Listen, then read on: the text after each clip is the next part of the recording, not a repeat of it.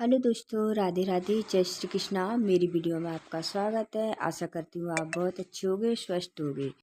तो देखिए, हमारे यहाँ चल रहा है साफ सफाई। तो साफ सफाई हमने यहाँ पर लीप रखा है और हमने कथा बोल रखी थी ना, तो हम सत्यनारायण की कथा करवाएंगे। और मैंने देखो बालों में डाई भी लगा रखी है। मुझे भी अपना सर संभालना है और मैं अपनी यहाँ पे साफ सफाई भी कर रही हूँ। तो कल का दिन बीच में, परसों हमारे यहाँ कथा होगी सत्यनारायण की, हम उद्यापन करवाएंगे। तो देखिए, लीप चुके हैं हम। और हमारे यहाँ आज तैयारी हो चुकी है, मतलब संडे के दिन हम सत्यनारायण की कथा की शुरुआत हो चुकी है और सुबह का टाइम है। तो हमने सबसे पहले दहली पूजन किया है और मैं बहुत जल्दी जगी हूँ, करीबन 3-4 बजे के लगभग जगी हूँ मैं। तो सुबह का नहा धो करके सारे घर की मैंने साफ सफाई कर ली और कर दिया दहली पूजन। तो देखिए, दहली पूजन करने के बाद में थोड़ा हल्का फुल्का था, यहाँ पर कचरा हो गया था ना। दो तीसरा दिन था। तो सुबह हम जल्दी से यहाँ पर दोनों पति पत्नी हम झाड़ू लगा करके सफाई कर रहे हैं, क्योंकि कच्चे में तो एक ही बार लिप जाता है, तो वो ही हमारा चलता रहता है। और तो ये नया झाड़ू था, तो नए झाड़ू से थोड़ा सा कचरा निकाल के साफ कर दिया है। अब हमने यहाँ पर तैयारी कर ली है, बिस्तर वगैरह बिछा दिए हैं सारे बैठने के लिए, और पंडित जी के लिए भी आसन तैयार कर दिया है। और जैसे पड़ोस के भी आएंगे तो उनके लिए भी तैयारी कर दी है बिछा करके, और तैयारी कर रहे हैं। और सच पूछो तो मेरे लिए तो बहुत ही काम हो जाता है, हम लेडीज़ों के लिए तो सबसे ज़्यादा काम हो जाता है घर में भी संभालना और बाहर थोड़ा सा इधर उधर भी। तो आम के पत्ते ला करके हमने बंधनवार भी लगा दिए सारे दरवाजे पर। अब मैं हो रही हूँ खुद तैयार।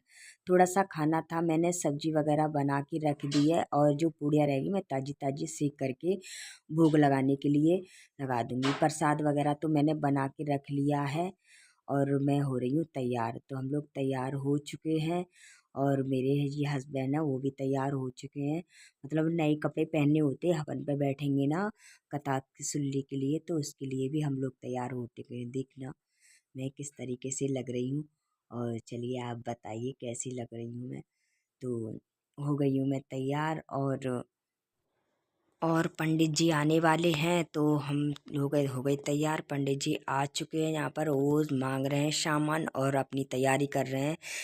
तो ये पत्ते वत्ते तो हमने कल सुबह ही मेरा बेटा ले आया था, और हम लोग यहाँ तैयारी कर रहे हैं। इसमें आम के पत्ते चाहिए होते हैं, और ये हैं केले के पत्ते। केले के पत्ते सत्यनारायण की पूजा में बहुत ज़रूरी होते हैं, तो केले के पत्ते मंगा करके ये तैयारी करने लगे। और हवन वगैरह के लिए ईट हवन नीचे ही कराना बहुत अच्छा, जैसे अपने आंगन की धरती पे ही कराना चाहिए। बहुत से लोग उसमें जो तसला होता है उसमें कराते हैं, नीचे ही ईंट बिछा करके, 4 ईंटें बिछा करके अगर आप हवन नीचे ही धरती पर कराते हैं तो धरती हमारे घर की शुद्ध हो जाती है, और जो भी हमारे घर में निकेटमी होती है वो हट जाती है। और हमें सत्यनारायण की पूजा जरूर करवानी चाहिए 1 साल के अंदर अंदर।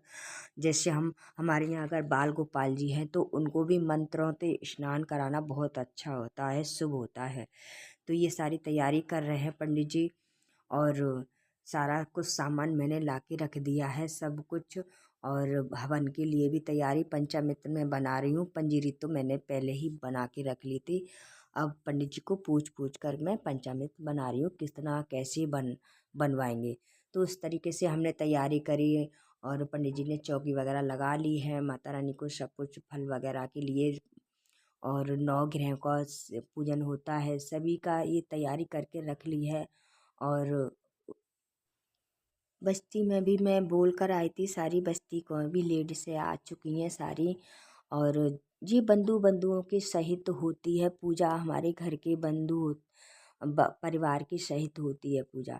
तो ये पूजा कराना हमारे घर में धन धान से, जो भी हमारे घर में परेशानी होती है, पुत्र धन धान्य सबकी पूर्ति करती है ये पूजा। और इस पूजा में सारे देवी देवताएं का पूजन होता है। तो हमें सत्यनारायण की पूजा एक बार अपने घर में साल भर के अंदर अंदर कराना चाहिए। तो मैंने अपने बाल गोपाल जी से बोल रखा था, मैंने कि मैं पूजा कराऊंगी, और मैंने 32 पूर्णिमा का पूजन किया था, व्रत किया था। तो मैं उसका भी मैं उद्यापन पंडित जी से बोल करके करवाया है मैंने। तो वो मेरी मनोकामनाएं के लिए मैंने 32 पूर्णिमा के पूजन किया था, तो व्रत किया था, तो मैं वो मेरी 32 पूर्णिमा पूरी हो चुकी है, तो उसके लिए भी मैं उद्यापन करा रही हूँ और मेरी सत्यनारायण की कथा भी हो जाएगी और उद्यापन भी हो जाएगा। तो इस हिसाब से मैंने पूजन कराया है अपने घर में और मेरे ठाकुर जी को मैंने विराजमान कर लिया है। और घर में तो हम अपने बाल गोपाल को रोज स्नान कराते ही हैं, लेकिन मंत्रों के द्वारा इनको कभी कभी स्नान कराना बहुत अच्छा होता है और शुभ होता है। तो अपने बाल गोपाल को इस साल में एक बार पंडित जी के द्वारा घर में पूजा कराना और मंत्रों द्वारा बाल गोपाल को स्नान कराना बहुत अच्छा होता है और वो भी प्रसन्न होते हैं। हमारे घर में धन धान्य से भर देते हैं हमारा घर। जिसके पास पुत्र नहीं है, पुत्र आदि का सभी की पूर्ति करते हैं ये सत्यनारायण की कथा। तो सत्यनारायण की कथा बहुत